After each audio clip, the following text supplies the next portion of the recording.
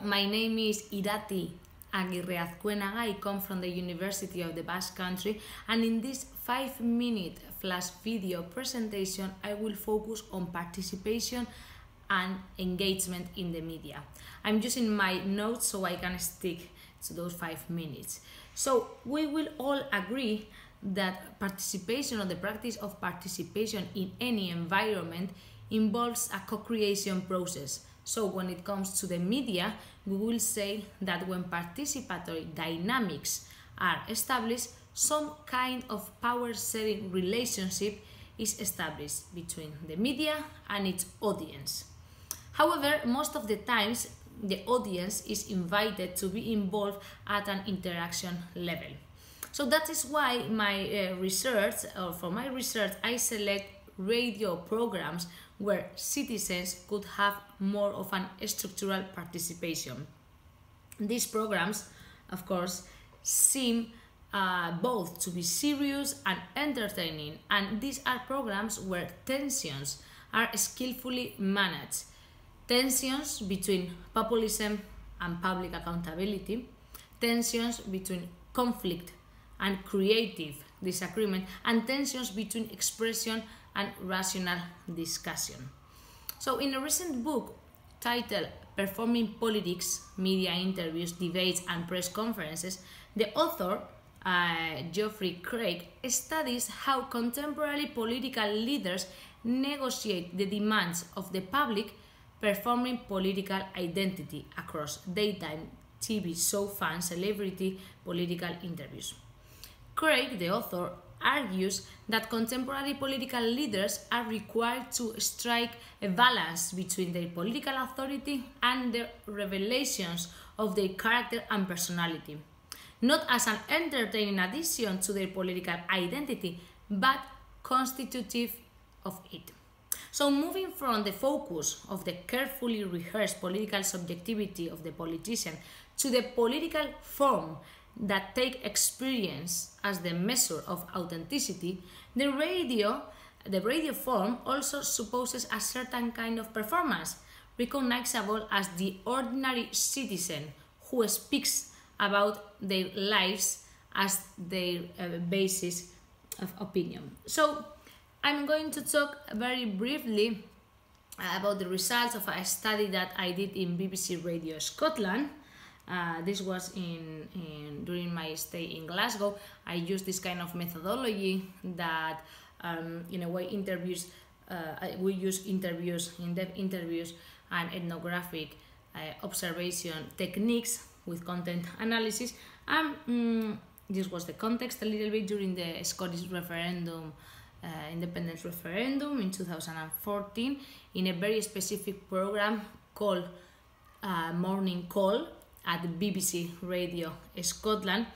At that time, in June 2014, I took this format because the radio and the one that calls for participation proven to be democratic potential using this program. So in these programs, they value experience over expertise. So participation in media can be understood as a way to fill the gap between those who rule, that is government, public media or private media, and those who are ruled, citizens or citizens represented as audience here.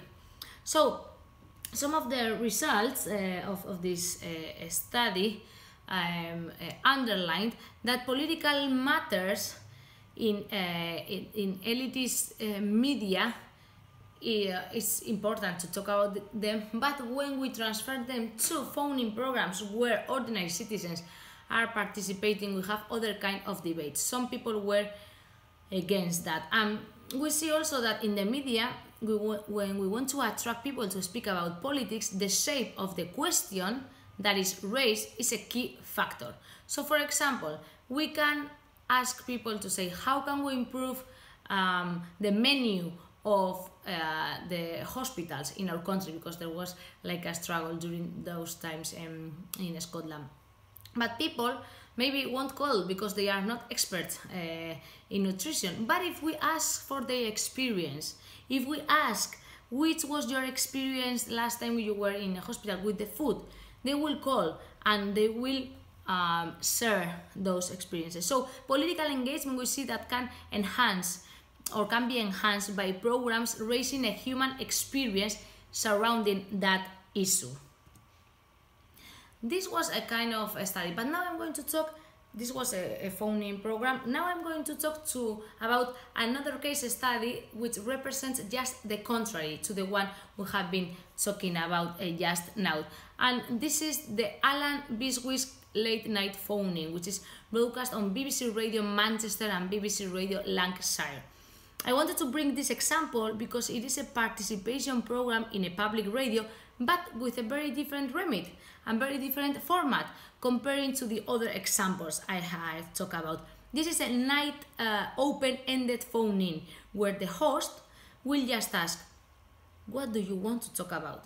So the program has nothing prepared in advance. The only one prepared is the host, who has worked, of course, in news and current affairs programs in the BBC before. So it's a program that, in principle, is not calling for any intellectual requirement or filter. The issues that are going to be talking about are the issues that interest the callers. The price of the bread, a girl, for example, that had called more than once because of health illnesses. But we see that all these subjects are clearly looking for the person's experience. This is just a piece of entertainment, of course, but it is still part of the public service remit we were talking about. And I think that issues of participation in public media, even if limited and difficult, are important. And it's interesting to pay attention to contradictory models, for example, these ones. So we see that the legacy of ideas of the public sphere as rational dialogue always underestimate these kinds of genres still. That's why something, and I will finish with this, those contributions that we have been talking about are not regarded as relevant, but maybe because they are not given that consideration. However, this, we consider it is important because who is taking the voice in the public sphere, or who we are giving the voice to, will make a society safe in one way or another. So which kind of voice are managers of media raising and giving space to? Voice and sound are almost always the great forgotten in communication research, even though some studies highlight its relevance, and common sense tells us that it has huge power in our daily lives. Sound is constantly relegated to the background, contrary to what happens with images. This might happen, of course, because the perception of sound is not as conscious as the image perception. That is, people are less aware of the influence of sound because it simply goes unnoticed. So, sorry, we will analyze participation taking into account that focus, the sound, and we will use a very specific methodology for this. We will look at emotions that are predominant depending on the topics involved and the kind of sound, the kind of voice raised. So I will rate the voice and the topic, but also how they relate the content with the emotion. For this, we propose this kind of methodology, and we will see how, depending on the theme or the subject, the emotion changes, and also, of course, the voice used for that. So, for example, when we talk or when we compare the voice of a presenter or the group of journalists and the people that are taking part in that program, we can see how, for example, sometimes some media have problems to hire women for debates because maybe the sound, the pitch, and the kind of speech and the rhythm and intonation used in that program is a little bit aggressive or too violent. So some people will say, like, I don't want to participate in that kind of environment, or why they don't have like more as a mixture of audience trying to participate in there. The case studies we're going to use are more related, of course, with people participating in live programs, and what we want to see is that if we change the way we direct the programs, can we change the popular culture of the post-truth era?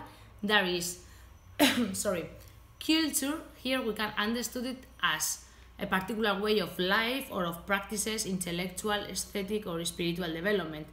To put it simply, popular culture understood as simple as culture that is widely favored or well liked by many people. So my hypothesis from personal experience, I can't really prove it with data now, but now doing this filter and using this kind of methodology, we are going to try to do that. So this is a methodological contribution to the study of the form and content of messages in talk shows.